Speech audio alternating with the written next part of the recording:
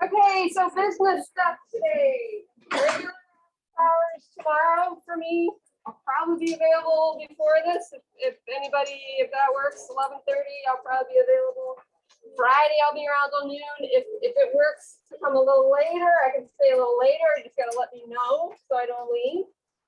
Remember Monday, noon, here. All right. I had a question about one of the homeworks about the Neisseria. So remember, the book said that Neisseria gonorrhea has a capsule. And we said in lecture, most sources say that it doesn't make a capsule in the body. We can encourage the organism to make a capsule if we grow it on a certain kind of media in the lab.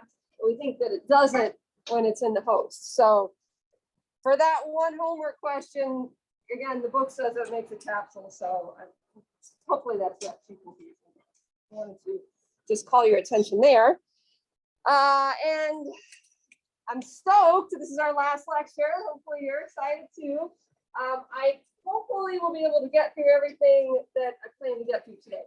If I don't, then I'll have to, post a little video because I had to make up the final, assuming that we get through all this stuff. So hopefully I came close there, and don't be afraid to ask questions today.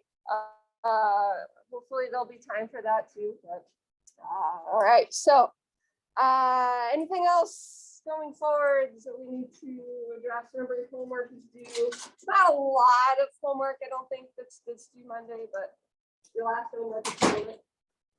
All right, so our last bit of material here, we did the DNA viruses. We only talked about one, herpes virus, but that can manifest in different ways.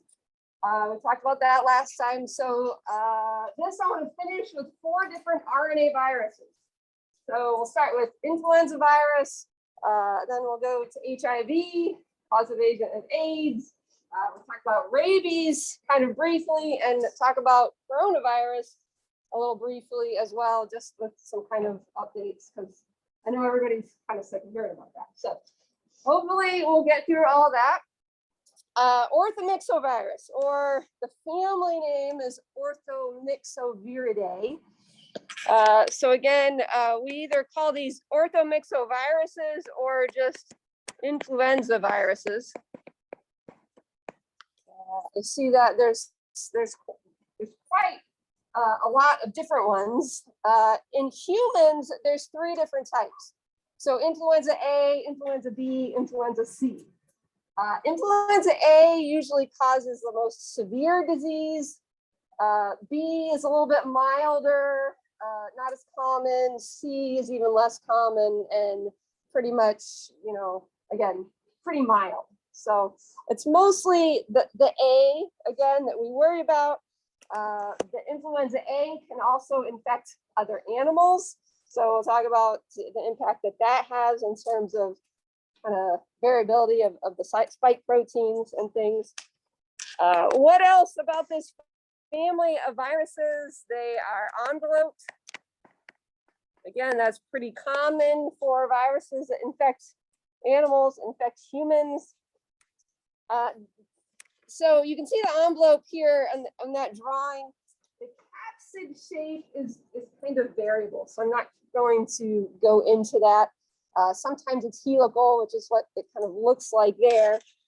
The genome is segmented, single-stranded, negative sense RNA.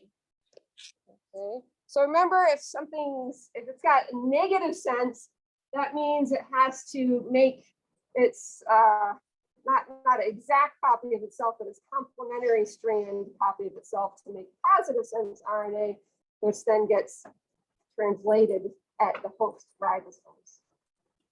Okay, so negative sense single-stranded RNA segmented. So over here you can see either 7 or 8 different segments of that ribosomal RNA. I think it's the B and C that have 7 segments, and A has 8. So a little variation there. And those segments code for about 12 different proteins. Okay, so that genome, again, about 12 different proteins. So in general, RNA viruses have a much smaller genome than DNA viruses. Remember, herpes virus, that variant encoded for like 80 different proteins. Okay, so much smaller. They pack light, whatever, they take over the host for whatever that they need. Okay. All right, so, and then the other characteristics that I want to call attention to are the glycoprotein spikes on the outside of that envelope. So you can see them nicely here in this picture. There's 2 types. We'll see if I can spell this. Hemagglutinin. I can't. 2 G's. All right.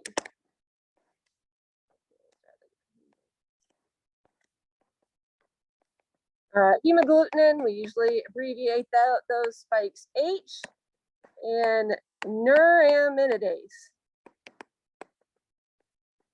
We usually abbreviate those N.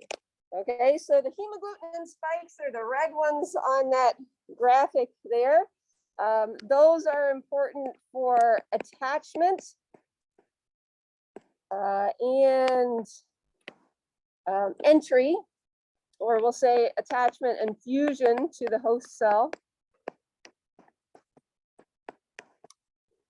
And the neuraminidase, which are the smaller green ones in this picture, those have some function in fusion of that variant to the host cell, but we think primarily that they function in release. So when the new variants are emerging from that host cell, that neuraminidase kind of pinches them off so they separate and go out to infect other cells. Okay, so H and N, if you think about how we name viral strains, you see here, I just wanted to talk about that a little bit because you see this H3N8, okay, or you've heard of H1N1, swine flu. Okay, that refers to the variations that we find in the hemagglutinin H and the neuraminidase N. There's actually about, well, the last time I checked anyway, about 13 different variations of that hemagglutinin spike and about 9 different variations of neuraminidase. All right, so we can, genetically type those out and figure that out. And that's one of the things that we use to name the strains. Okay, so this nomenclature looks a little bit, I don't know, for a better term, gawky. Like there's a lot of words there, but we have a really extensive surveillance system around the globe to figure out kind of what strains are circulating, because they do change kind of slowly, but they do change. So we need to understand what strains are circulating so we have a better idea of what strains to make our vaccine against. Okay, so A, that stands for influenza A. Again, those are the ones that are usually most severe. And then the animal that we think it came from. So this is a case where it's important to look at the evolutionary relationships. Remember, we call that the phylogeny, evolutionary relationships. So we understand like where that virus came from before it became able to infect humans. And again, some strains can infect some certain animals and humans as well. So this one came from pigs. It was first isolated in Iowa. This is just a strain number, the year that it was first described, and then the variation of the hemagglutinin and neuraminidase spikes. Okay, so just kind of just FYI, that's sort of interesting to know where that all came from. So I said there is some genetic variability in those protein spikes. And there's a couple different ways that the variants change over time. So we talked about antigenic variation, also with another infection with the gonorrhea. And there are a couple different kinds of, we talked about antigenic variation and phase variation. So with the gonorrhea pili, they have a mechanism to change the proteins on those pili. And remember, that happens really quickly, like in a number of days. So when our body makes antibodies, those antibodies don't match for anything. So that's the way that the gonorrhea just outwits our adaptive immunity. A couple different kinds of antigenic variation with influenza that happen much, much more slowly. Especially slow is antigenic drift. Okay, that's just gradual, just random point mutations that take place in those spike proteins. Okay, that's the most kind of antigenic part. And we think that that explains kind of a every other year variation in how severe that we have flu. If you look at kind of over time and look at our surveillance data, generally 1 year we won't have much flu at all, and then the next year we have kind of a little more, still fairly mild, but a little bit more of a spike in flu cases. So kind of every other year variation that we can attribute to these really gradual changes. Now, the other kind of antigenic variation is more abrupt. We call that antigenic shift. And this only happens with influenza type A because that's the type that can infect other kinds of hosts, animal hosts as well. Okay, so this, I'll come back to this slide, but the next slide kind of shows this maybe a little bit better. Again, it's kind of a genetic reassortment, an abrupt shift, where essentially you have one strain of say it's human influenza, and another strain, maybe a strain that only infects birds, like a duck, for instance, and those are both infecting some other host at the same time. So maybe you have a pig, for example, being infected, it's around a bird, it's around humans, and it gets both those different strains at once. You get some genetic reassortment in those pig cells, and you end up with something totally novel, maybe that could potentially infect humans. And it's different than that original strain. So it's something that maybe humans don't have, haven't seen in a while, don't really have memory cells for. So that can result in a kind of higher incidence of even maybe severe flu if that strain becomes predominant. Okay, and antigenic drift, again here, just gradual point mutations over time. So with antigenic drift, if we look at kind of on average, we think one of these events may take place every 10 years or so. And often that happens in areas of the world where people live in close contact with their livestock. In China, people live in the same house with their pigs and with their chickens and ducks sometimes. So we especially have close surveillance on, areas of China, Southeast Asia, where that's common. We've been expecting a big flu pandemic actually for a long time. But usually on average, about every 10 years, we see kind of a bigger spike in flu cases. So the last time that happened in the US was in 2008. So we're overdue. We're overdue for a severe flu year. The last couple of years, you know, heard lots of ads on TV, get your flu shot, get your flu shot, because we're worried that this is coming. And of course, to have that at the same time as COVID would, we worry that that would just overrun the hospital. So, all right. So transmission of flu, usually large droplets. So it's considered, you know, close contact. Remember, that's being less than a meter away, less than 1 meter. Less likely, it can potentially be airborne. Don't think that happens very often. Also by fomite. So remember, a fomite is some non-living object. So like the toy at daycare that one child chews on and then another child chews on, or the keyboard in the computer lab. In general, envelope viruses don't persist very long and still be viable on inanimate objects, but flu is able to maybe persist a little bit longer than some, maybe about a day, and it's still viable on fomites. So again, that's a little bit longer than some. And of course, any place where people are in close contact with lots of other people, congested areas, then, you know, it's more likely to be transmitted. So little short history lesson. So 100 years ago, back World War I was going on. So we had lots of people living close together, you know, army, you know, barracks, and lots of troop movement. People were moving.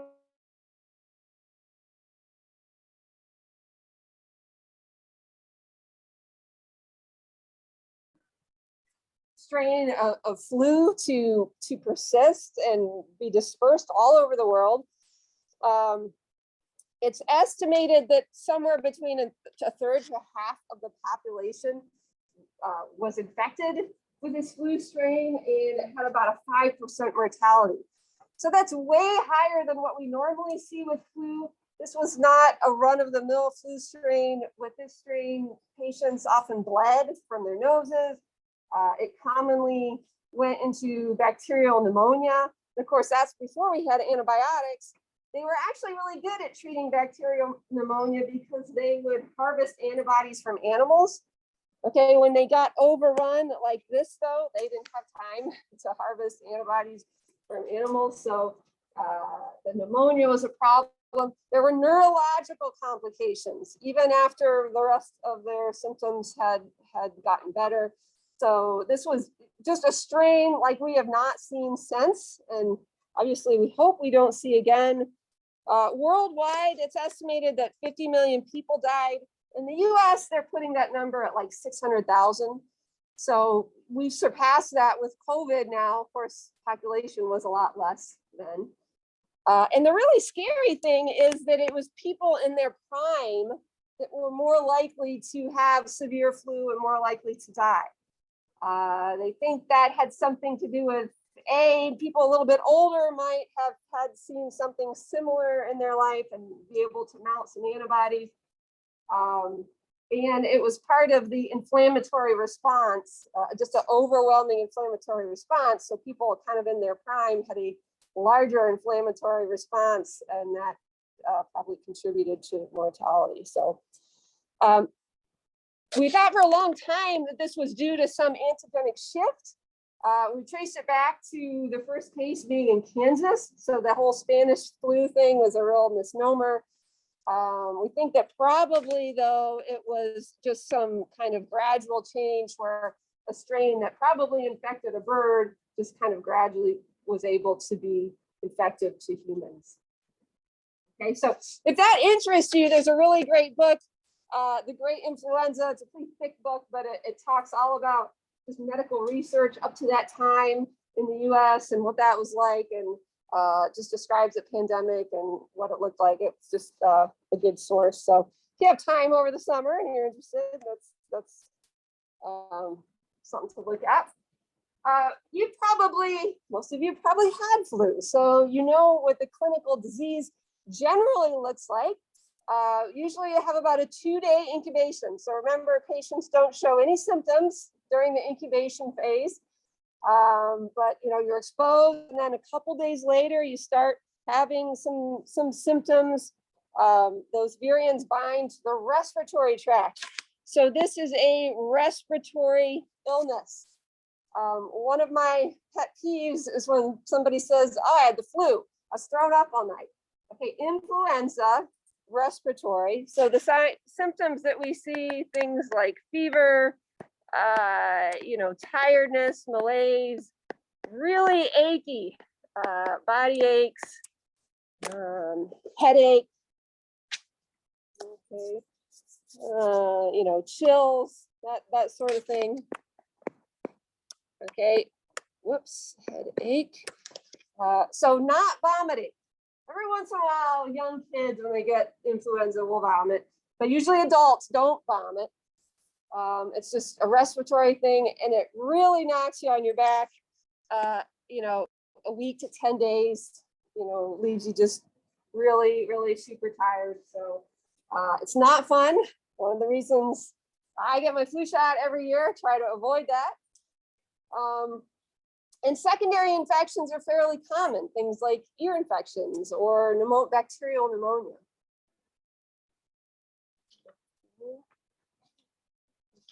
All right, so what do we have to treat influenza? Nothing really great. But the drugs that are mostly in use, most of them are neuraminidase inhibitors. So remember, that's going to inhibit the new virion from leaving the host cell. Okay, so I just put the trade names of the 3 neuraminidase inhibitors up here, which I thought were probably more recognizable: Relenza, Tamiflu, and Retroviridae. Okay, so a nice graphic as to how those work.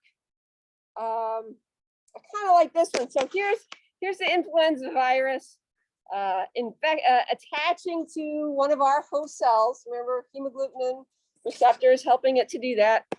Ignore this over here. Amantadine is a drug that's not used anymore because all the flu viruses are resistant to it.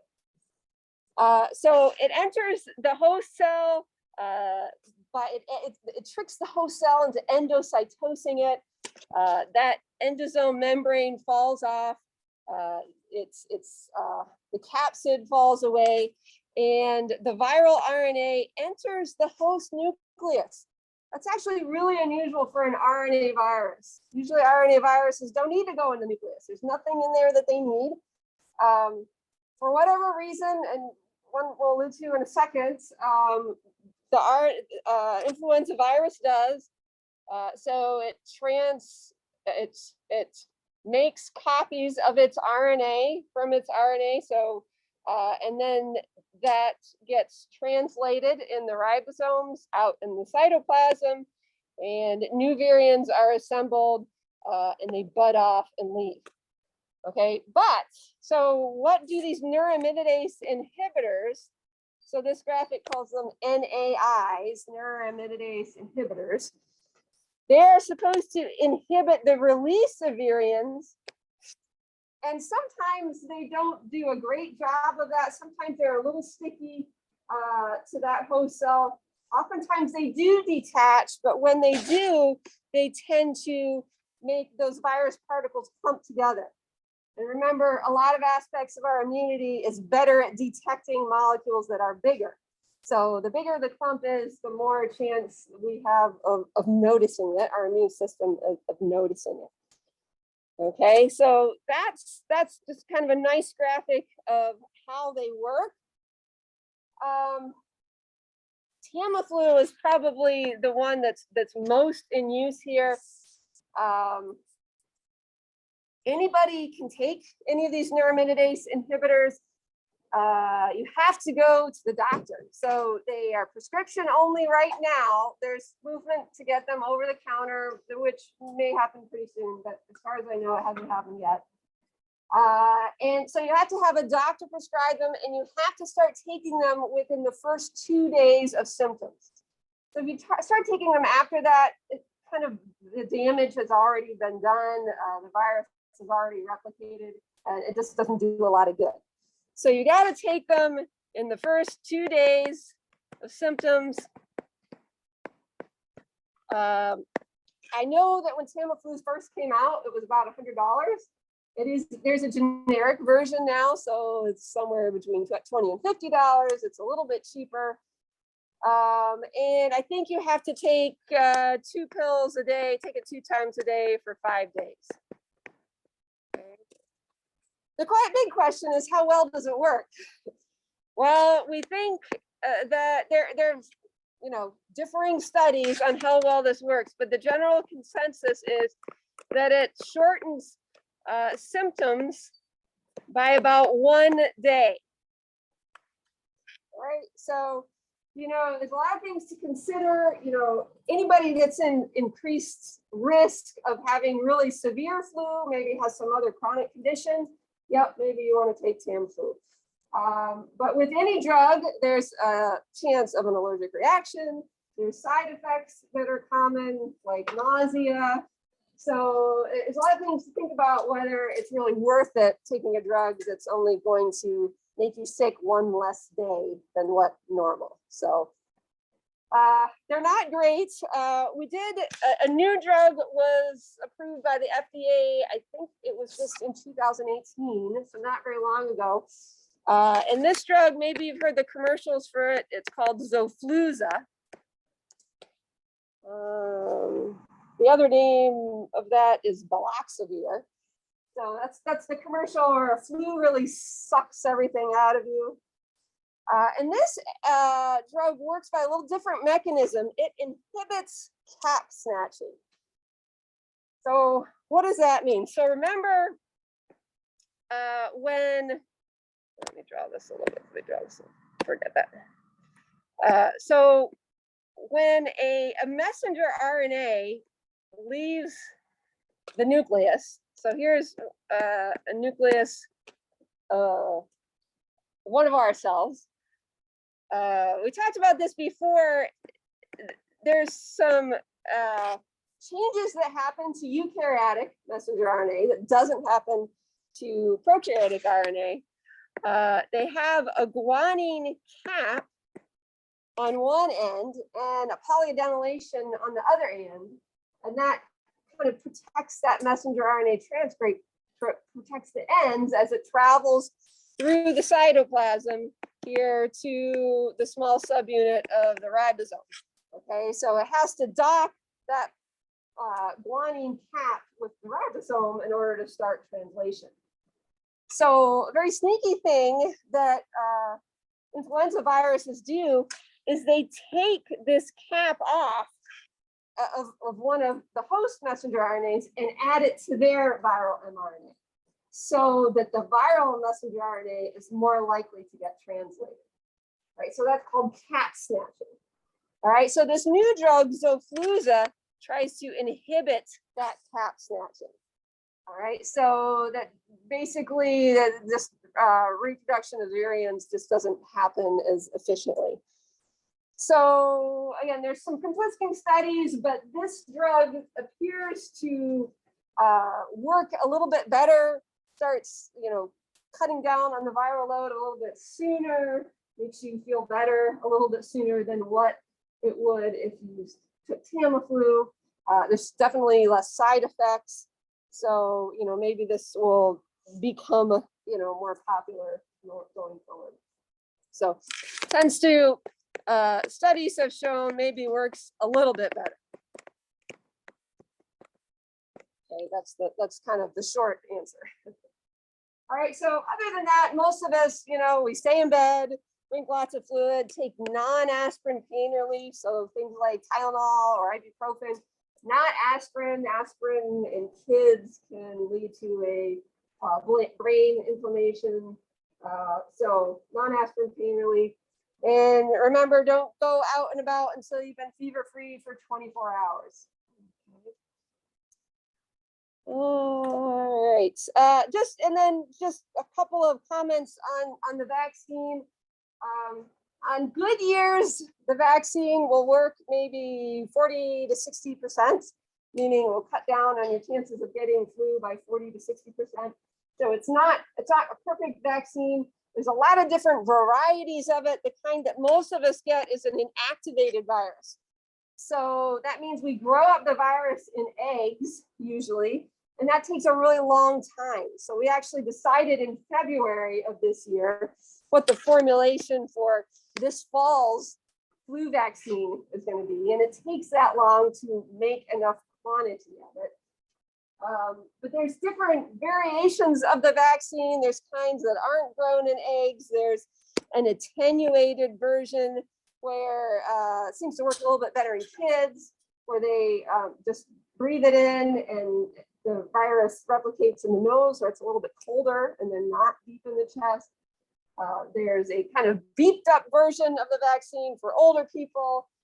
There's quadrivalent with 4 different strains. There's trivalent with 3 different strains. So there's all different sorts of variations. But again, they've already figured out what strains they think are circulating the most. And you can see from last year's, there's a couple of strains here that are the same as last year. So still the same ones circulating. You can't get the flu from the flu shot. Okay, they do every batch is tested to make sure that it's dead. So you can't get the flu. However, you could be unlucky enough to be exposed to flu and contract flu before the flu shot has started to work. It takes a couple weeks to get those antibodies built up and memory cells. You could be infected with a strain that's not covered by the flu shot, so it's not perfect, but I tell people probably a good idea. Okay. Any questions about flu? Yeah. So when I got my flu shot in 2020, I got my vaccination record or something, and it says that my dose is like not viable or something like that. Does that ever happen? Like that the strain would just like die or something like that? Interesting. So you said when you got your flu shot, did they contact you afterward? Oh no. But it's on my vaccine record. Oh, on the vaccine, it said it was It's like not viable. I don't know. I mean, there's some years where they realize that the strains have changed enough that it wasn't likely going to do any good. But I would have to look into that. That's good. Yeah.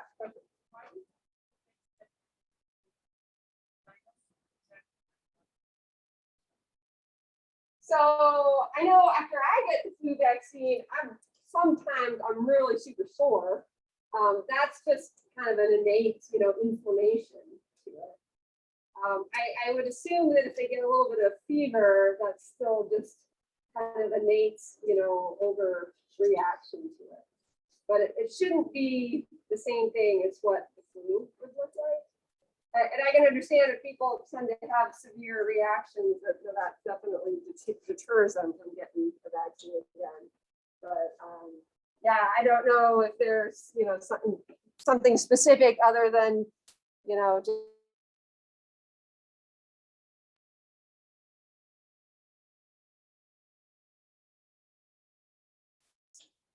right. So there we go. The family Retroviridae.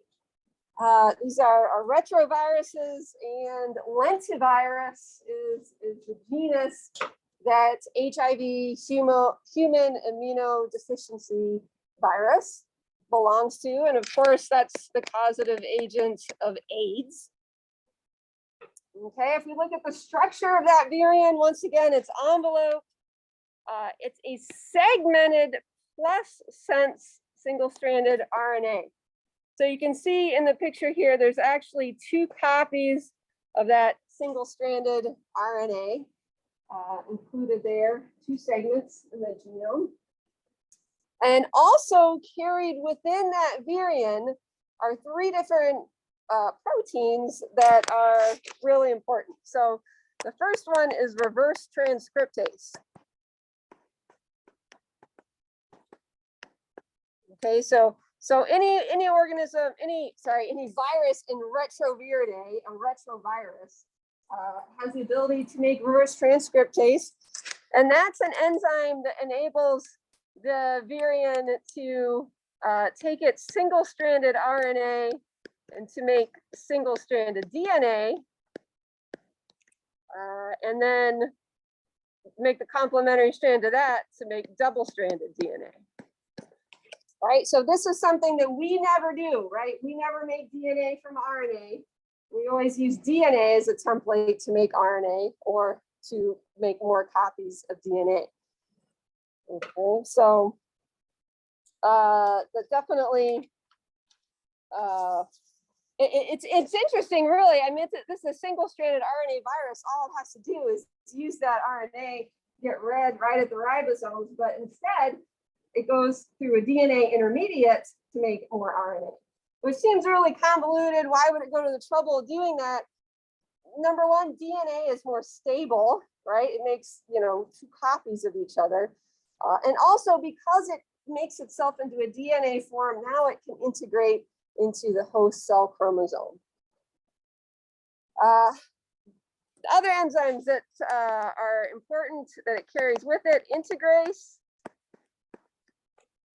Okay, that enables the virion to integrate into host cell chromosome.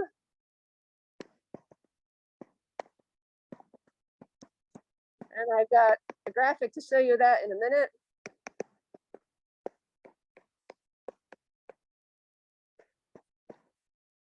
And the third enzyme is protease.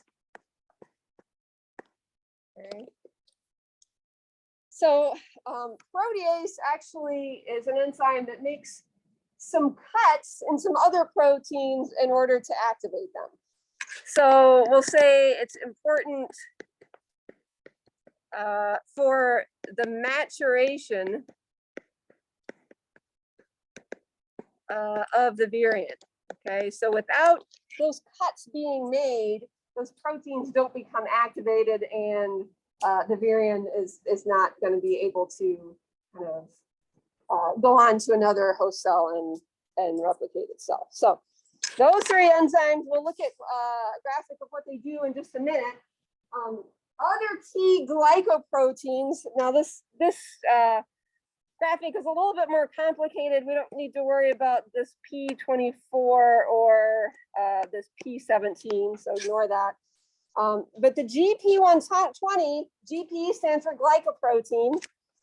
Okay, that's going to be really important to attach to the host cell. And then the GP41, that's this other little, they draw it red here, is important for that envelope to come off of the virion once it enters into the host cell. So your book provides a nice graphic of this and how are all these things are working. But here you have the HIV particle attaching itself to one of our host cells. And not just any host cell, you can see here the CD4 receptors on the surface. Remember what kind of cells have that CD4 cluster of differentiation? Okay, remember that's the T helper cells. Now there are other cells in our body that actually have those, like macrophages, but when the HIV attaches and infects a macrophage, it doesn't seem to kill it. So HIV is especially deadly to T helper cells. So with that GP120, it's attaching, okay, tricks our cells into endocytosing it. And then with that GP41, that helps that membrane come off. We have an uncoating of the capsid. And then right away, that's virion single-stranded RNA gets made into double-stranded DNA with that reverse transcriptase. That enters into the nucleus where it integrates into our chromosomes. Okay, so with the help of that integrase, so now it's correctly called a provirus. remember when the bacteriophage infects the bacteria during lysogeny and integrate into host cell chromosome, then we call that a prophage.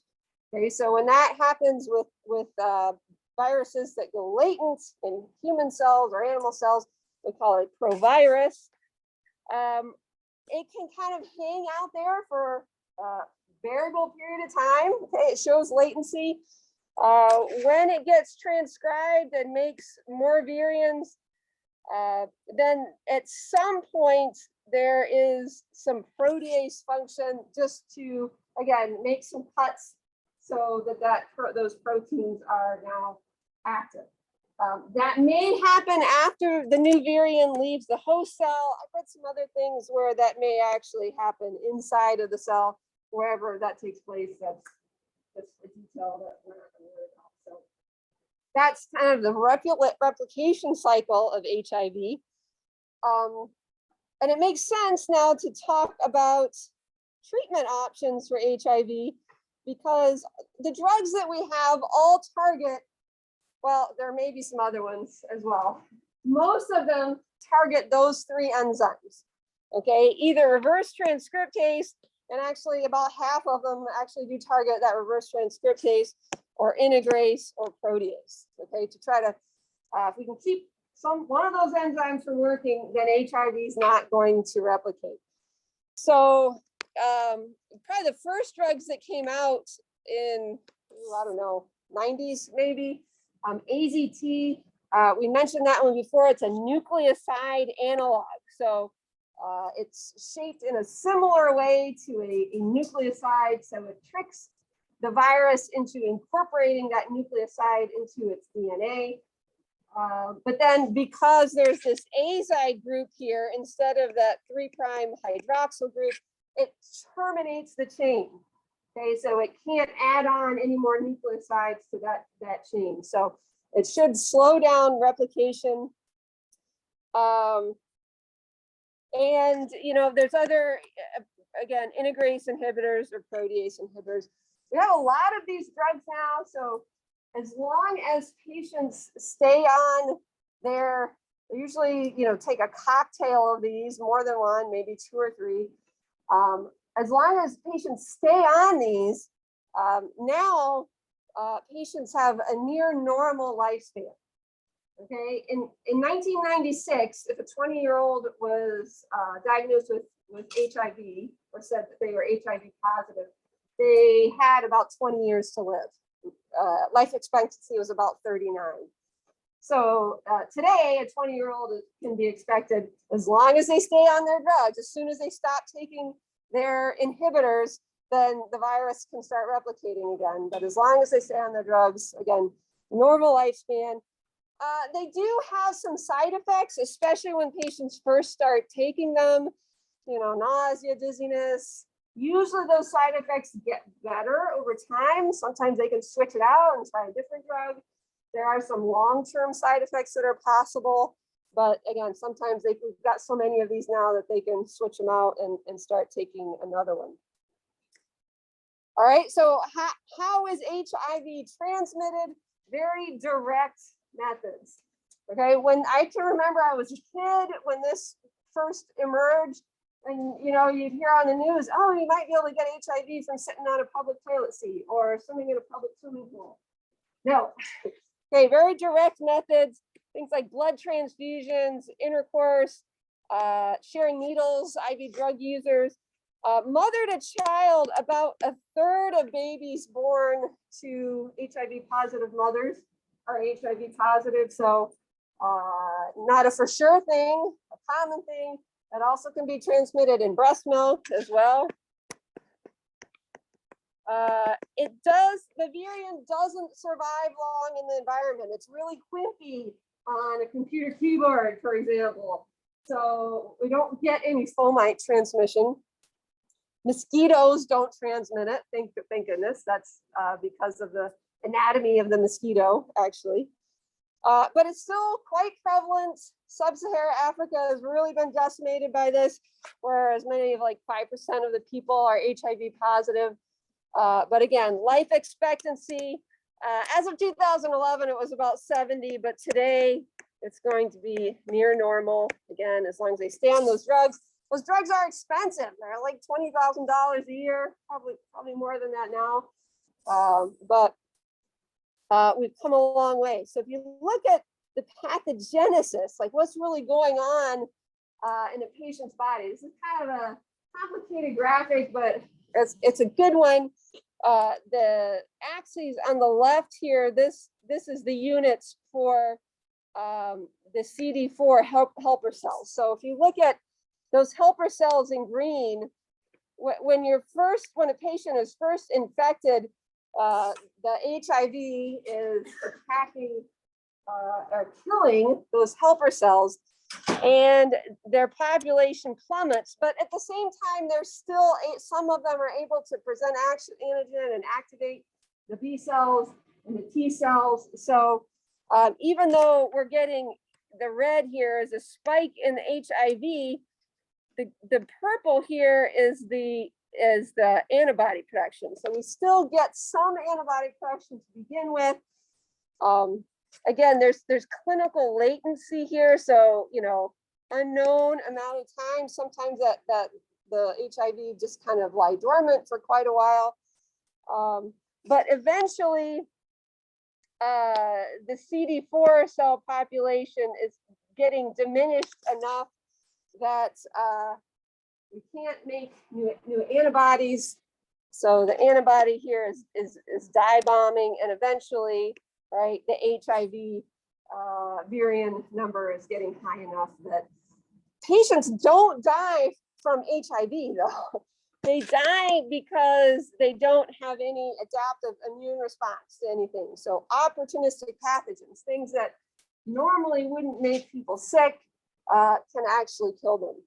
So typically a patient's said to have AIDS when their CD4 count is above about 200, sorry, below 200. But if you look at, I can't remember whether I posted this list or not. This was a list from the CDC. These are a list of opportunistic infections that are common in AIDS patients. No matter what your CD4 count is, if you're HIV positive and have one of these infections, then you're considered to have AIDS. So lots of things that you don't even recognize because, again, people don't normally, our immune system usually fights them off, and we don't get sick from that. So, all right, questions about HIV? Right. Probably forgot to say some stuff, but we'll do the best we can. All right, so I like to talk, this time of year, I like to talk about any infection that's in the news. So some years I talk about measles, some years Ebola or Eastern equine encephalitis. But if you watched the news a couple of weeks ago, there was a fox running around the Capitol building in Washington, D.C. For a few days. And then one day it started biting people. So 9 people were bit. One of the reporters that got bit, she never even saw it. It came up behind her and bit her on the ankle and ran away. So this is not usual behavior for a fox. And so they captured the fox. And I thought this was such an interesting picture because those policemen are not taking this seriously. They're laughing, they got their cell phones out. And she has a job to do. I hope she wasn't the only one that was trying to catch that fox. Because they caught it to test it for rabies. They had to sacrifice it in order to test its brain, and it was positive. So that means anybody that it bit will likely develop rabies. So I want to talk a little bit about that infection. How bad is it? And this really struck a nerve with me because this is a picture of my daughter. And up until a couple months ago, she was in a running club. She was living in Washington, D.C., and they would do their workouts on the National Mall. So she was out there, running 800s and mile repeats and stuff. And I asked her, she doesn't live there right now. So she missed it by a couple months. I said, did you ever see a fox? And she said, no, I never saw a fox. I accidentally kicked a rat once that ran out in front of me. But I don't know. I thought to myself, oh my gosh, you could have gotten rabies. So I don't know, it just hit home for me a little bit. So rabies is pretty rare in the US. I think there were only 5 people all of last year that died from rabies. And that was like the biggest year in a decade. But it is still pretty a lot of deaths worldwide. So the family is Retroviridae, and then the genus is called Lyssavirus. That's one that's kind of not intuitive, and you just got to kind of recognize, I guess. But general characteristics of this virus, it has this really distinct bullet shape. Okay, so if we were, let's hand draw one here. Why is it bullet shaped? I think it's just due to the membrane and some special proteins maybe embedded in the membrane that give it that shape. So here's a transmission electron micrograph. I'd be hard pressed to tell whether that was a TEM or an SEM. So remember, transmission, we get an ultramicrotome and sliver those cells, really thin sections, so we have a cross section of the cells. And the scanning electron micrographs have the 3D image. Kind of hard to tell which that is there.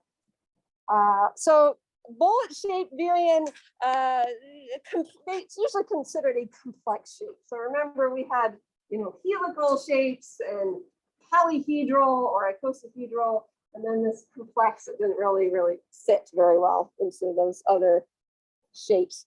So it's enveloped. The genome here is unsegmented. So it's often drawn like this. So one segment of RNA, it's a negative single-stranded RNA. Remember, that's like flu virus, orthomyxoviridae. And there are these protein spikes all over the outside that are specific for nerve cells.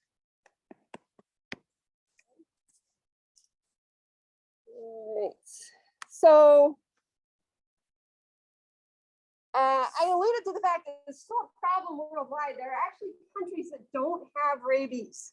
There are island countries that somehow their wild animal population doesn't have it endemic, and they are really careful when you bring your pets in to make sure that they've had their rabies shots, or they quarantine them to make sure that they don't start getting sick. So some island nations don't have it. Most of the deaths are in like sub-Saharan Africa, in Asia. The reservoir in this country is wild animals. Worldwide, it's often dogs. Dogs that are unvaccinated, dogs that are biting kids, especially. But in this country, bats are the most common reservoir. I think that's a homework question, so I'll give you a little heads up there. And then other mammals, there are regional differences, depending, again, it might be raccoons, it might be skunks, it might be foxes. Some of those are pictured here. Carnivorous animals, so things like mice, they don't really carry rabies. Sometimes cats. Interestingly, a lot of these animals that are reservoirs are nocturnal. So if you see one of these animals during the day, like a possum or a raccoon, that's not usual. They're not acting the way they normally do, so you're going to want to give them a wide berth. Okay, stay far away. There are other infections that will make animals act oddly, like canine distemper, but again, just kind of to be sure. And humans get this infection when we come in close contact with an animal. Not just be near them, but we get bit or scratched. There have been cases of people crawling through bat caves and inhale the bat droppings, and they could potentially develop rabies after doing that. So again, number of deaths worldwide in the tens of thousands, maybe a few in the US every year. Okay. So what does the disease look like? So if a human is bit, so by the way, when we call an animal a reservoir, usually that means that they're not sick, yet they're able to transmit it. These animals do eventually get sick, but I don't know, we still call them a reservoir. So maybe it's not a perfect designation. But, Okay, so if a human, say, gets bit in the hand by a rabid raccoon or whatever, the virus will multiply at that site and then eventually replicate up the nerve, hide out in the nerves. We don't really get good antibody production from nerve cells. Maybe they don't, present antigen very well with MHC class 1. But then the virus again replicates in nerves, and that happens really slowly. Okay, but it makes its way up to the brain. Okay, virus multiplies in the brain, and then from there, basically to the rest of the body, into the oral cavity, the mouth, and then end stage is in the salivary glands. Okay, so that the foaming at the mouth that you see maybe in a rabid dog is because it's very difficult for them to swallow. It's very painful to swallow. So the saliva is, just kind of pouring out. Okay, so what does the disease look like in humans? Okay, so there's an incubation phase. Remember, that's when there's no symptoms. That's the time it takes from the virus to travel from the site of the bite to the brain. Okay, and that can be anywhere from 1 week. If maybe you got bit in the neck, it might take about a week for that to get to the brain. If you got bit in the foot, it might take as much as a year. Okay, so that's the period of time that you have to seek treatment. Sometime between a week and a year. We don't really know for sure. Okay, if you don't seek treatment in that time, then likely the patient will die. Okay, there's been a couple people that have survived rabies when they started treatment after that, once symptoms started to show up, but I wouldn't bank on that. Okay, so once a patient starts to show symptoms in that prodromal phase, it's just flu-like symptoms, maybe just for a couple days. Headache, fatigue, fever, nausea, maybe that sort of thing, just for a couple days. And then it enters the special name we have for the illness phase called the furious phase. Whoops, illness. Okay. Patients can have like seizures and twitching of muscles, and that's maybe where the name, I don't know, furious came from. I'm not really sure. So at this point, so the virus is moving back out from the brain. It's getting into the saliva glands. So often rabies is described as patients being hydrophobic, meaning afraid of water. And it's not so much that they're afraid of water, but number one, they're very thirsty and it's very painful to swallow. Even thinking about swallowing can trigger these spasms that are supposed to be very painful. So, are they afraid of water? Well, sort of. They're just afraid of swallowing. Animals get really agitated and they'll bite at anything. Okay, so humans don't act that way, but they're really in agony at this phase. And then they enter a paralytic phase, which used to be called the dumb phase. I don't usually refer to it as that anymore. This oftentimes patients are going into a coma. They'll experience, heart attacks or some kind of respiratory arrest. Death will quickly follow after that. So the whole, from the prodromal on here only takes might just take a couple days. Okay, there have been about 9 people that have survived that. If they've been put into a coma, then and given treatments, there's been a few people that have survived, but almost always death will follow. Okay, so how do we diagnose this? That fox that they caught at the Capitol building, how did they decide that it had rabies? Unfortunately, the tests have to be done post-mortem. They have to sacrifice the animal to test it. They can do a blood test for antibodies, but it's not totally accurate. Like it has to be accurate, right? You have to rule out that that animal did not have rabies. Because again, you got to start treatment in people if they do. So they usually look for a particular cytopathic effect. Remember we talked about that in herpes as well, the syncytia, that effect that we see change in the animal's cells as a result of the virus. And it's a particular effect called Negri bodies. So those are these little purple dots here in the brain tissue, little aggregates of protein, or your book calls them aggregates of virus, that we can see. Alternatively, sometimes they'll do a fluorescent antibody test. So they'll use fluorescent microscopy, add these antibodies that are specific to whatever rabies proteins, and look at that under fluorescent microscopy. I think that's a little bit more expensive, so I don't know which is most commonly done. Okay, so if they're able to catch the animal that bit the person and do that test, and the animal didn't have rabies, then the person doesn't have to be treated. If you can't catch the animal, and you were bitten by a wild animal, then you would have to go through this, what they call PEP, what does that stand for? Post-exposure prophylaxis. Can't even say it. Post-exposure prophylaxis. Okay, so you've been bitten, that's post-exposure, and then you have to go through a treatment to make sure that the patient doesn't develop symptoms and doesn't develop rabies. Okay, so what they'll always do, anything you got bit by, hopefully you would want to clean that wound really good, like flush it with lots of water, try to wash out that virus. And then you're going to add, there's abbreviations for anything, drives me crazy. Human rabies immunoglobulin, okay, HRIG. Okay, so inject lots of rabies immunoglobulin.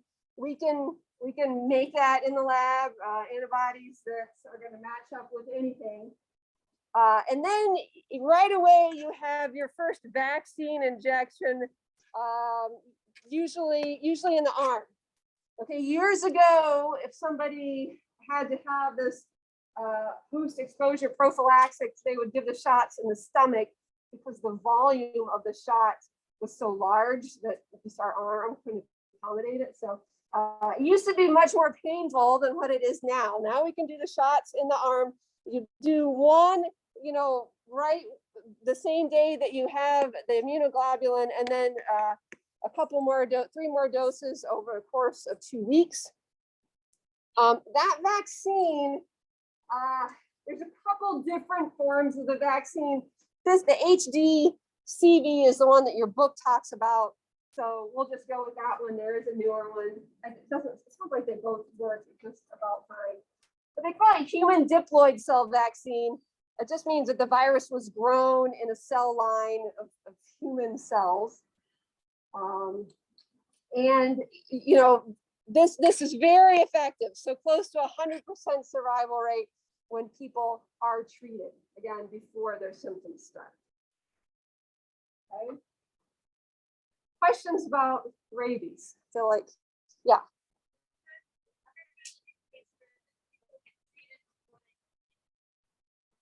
Certainly all the time. Yeah, like if they get bit and they can't be sure about the animal, or for whatever reason they don't want to sacrifice it, then yeah, they'll go ahead and treat somebody. No, it shouldn't do you any harm. I was reading it costs about $5,000 just for the shots. So, and then to administer them, right, they'll probably double or triple that. So it's expensive because it's not something that uses a whole lot. You can also get vaccinated for it if you're a vet, or you're a bat researcher or whatever, or zoo worker or something like that. Before you're even exposed or bitten or anything. So, all right, any other questions? All right, let's wrap it up and talk a little bit about COVID. try to focus here on, anything that's relatively new. There's probably most of us know a lot about this already.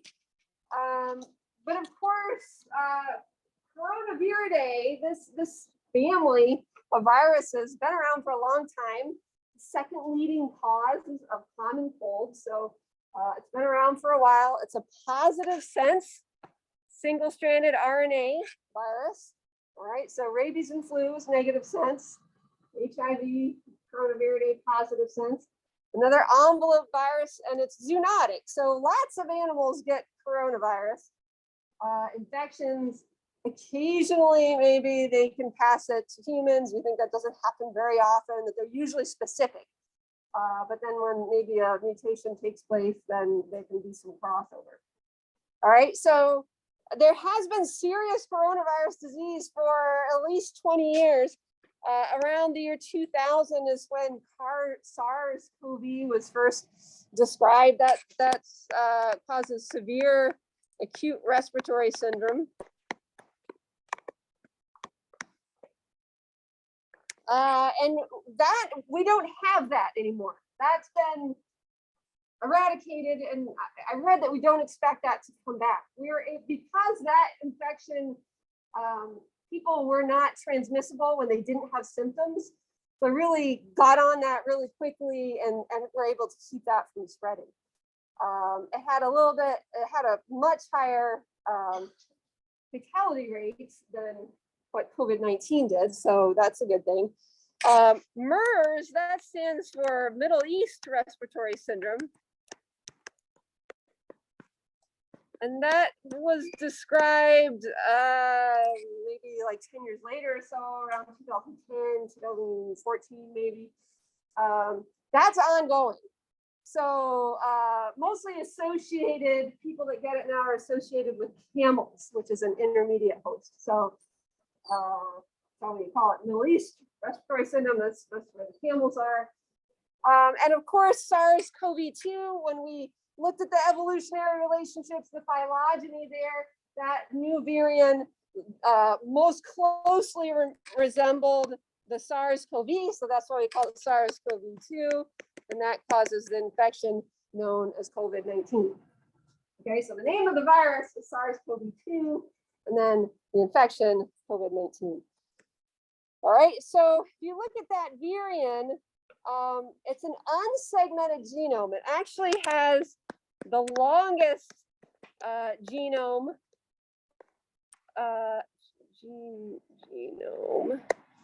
of any RNA virus.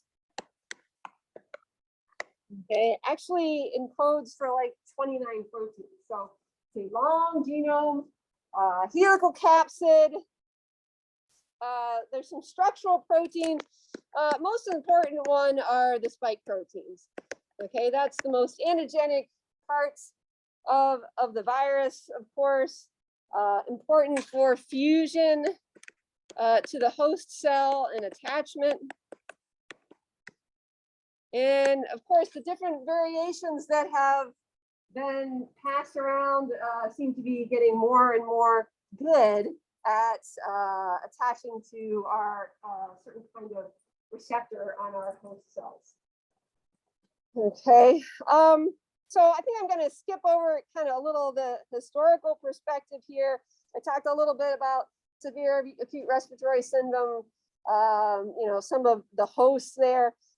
Where this originated in China, it's a cultural thing to eat exotic animals. So it's a sign of influence when you eat all these crazy different animals. So they have wet markets there where, all these different, the more endangered they are, the better, the more prestige that is. So we have all these animals mixing together, and that's just a kind of a bad recipe for having some kind of spillover from an infection that's normally only found in animals to make the jump to humans. And of course, getting the MERS, we said, coming from the camels, again, just sort of FYI, if you're interested about that. The symptoms of COVID-19, our newest variant,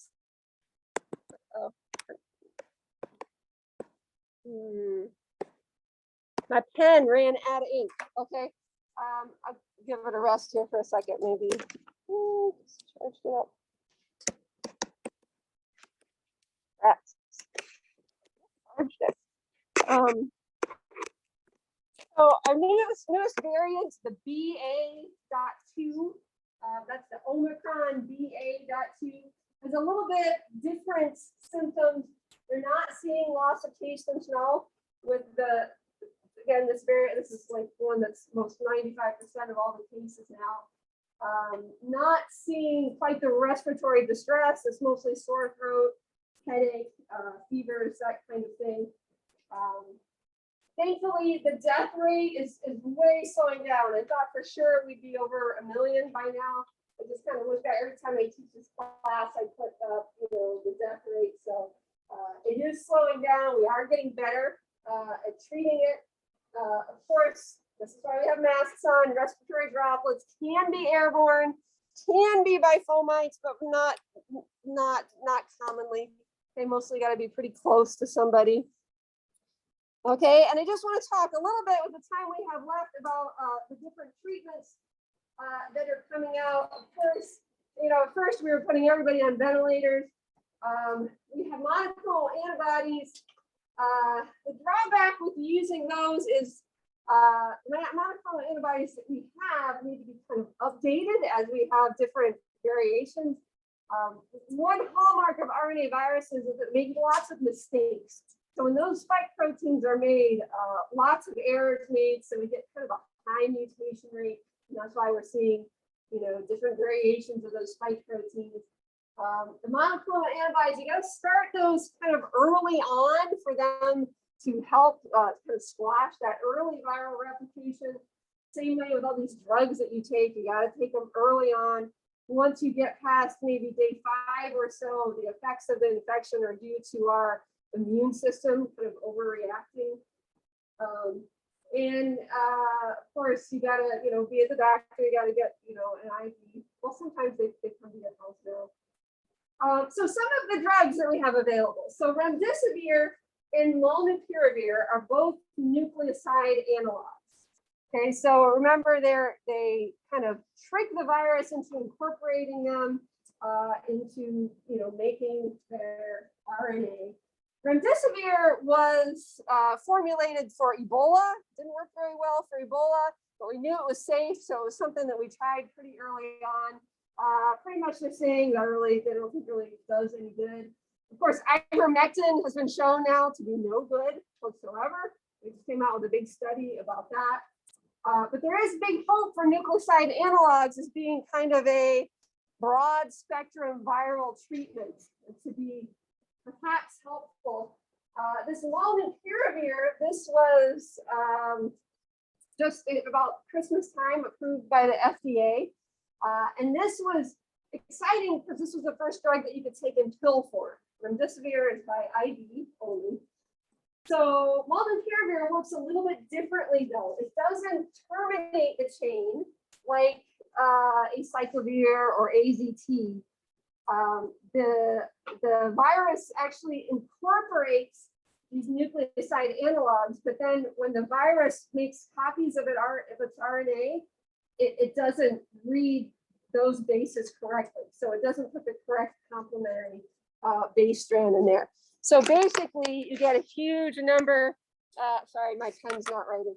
So you get a huge number of mutations. We call it catastrophic mutations.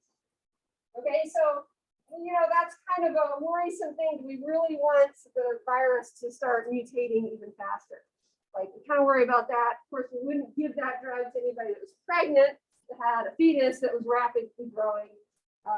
So that we're not, maybe it's a little bit effective, but the real hope is in using a protease inhibitor. So there's I think going to be more of these coming out. Paxlovid targets. So we talked about HIV having protease enzymes. This right down here, this is a link to a little animation, like 4 minutes from Pfizer that kind of shows you how those proteases work.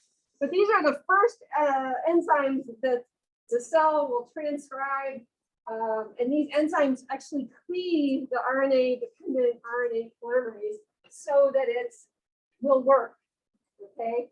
And these protease enzymes are really highly conserved, meaning, even when we get differences in the spike protein, those proteases are the same.